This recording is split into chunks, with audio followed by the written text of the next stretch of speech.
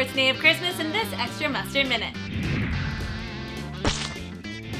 On the 10th day of Christmas, the sports world gave to me 10 hiccups during the National Anthem. 7-year-old Ethan had the honor and privilege to sing the Australian National Anthem before an Australian Baseball League game. There was just one slight problem with his performance. Australians, oh, let us rejoice. We've got the bells of beauty.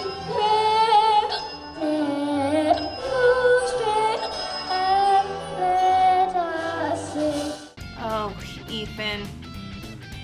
Yeah, okay. That was freaking adorable.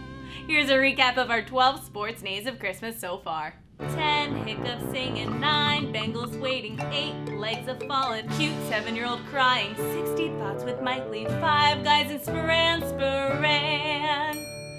4 drunk Bill fans, an awkward 3-way hug, 2 incompetent trainers, and Tommy Lasorda turning down for what